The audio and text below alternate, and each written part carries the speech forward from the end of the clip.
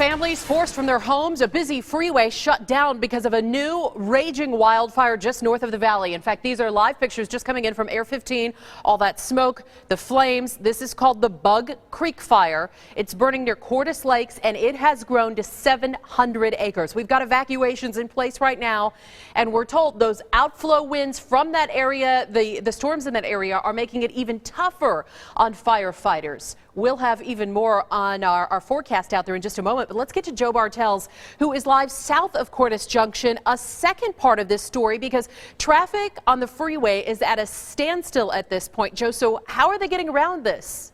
Well, Katie, it's a little bit more of a frantic situation right now because we've just been told where we're at Badger Springs Road, about 5 miles south of where we believe the fire is right now. It's moving to the south, and so they've told us to evacuate. There's about 50 cars that were hanging out right on the off-ramp here. They've been told to get out and get out fast. So everyone has cleared off the freeway from south of Cordis Junction to Badger Springs Road, which is where we are. They're turning people around, but people have been in their cars for 3 hours or more.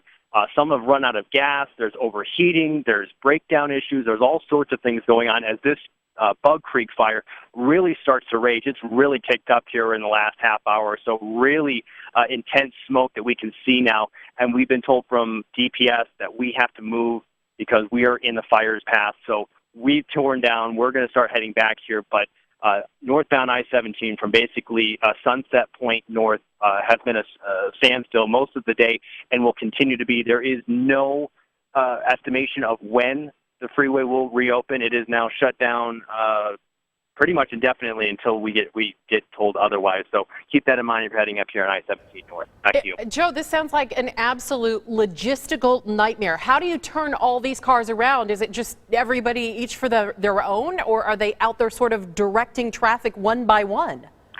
Well, you're right, and it is a logistical nightmare because there's not a lot of roads up here. So what they're doing right now at Badger Springs Road is they're basically turning semis, big trucks, cars, SUVs from the northbound lanes. They get them off the road here. They go underneath the freeway, and they get back on going southbound. And there's no easy way around it. I've had visitors, people from other countries, they were coming up to us asking, how do we get around this? We want to get to Flagstaff. We want to get to Williams. And there's really no easy way around. You have to go all the way down back to the valley, basically up the back way, up 89A through Prescott and Sedona and those areas. So it's going to be a nightmare for people to get around. But people have been sitting in their cars for hours on end, and it's getting a little bit of a very almost desperate situation, I would say, for a lot of folks who are out of gas and it's hot out here, maybe not prepared to sit in their cars for hours on end. And, they're really up against it. So ADOT is out here with their emergency response vehicles, also Highway Patrol. We've seen them out here helping people with gas, giving them water.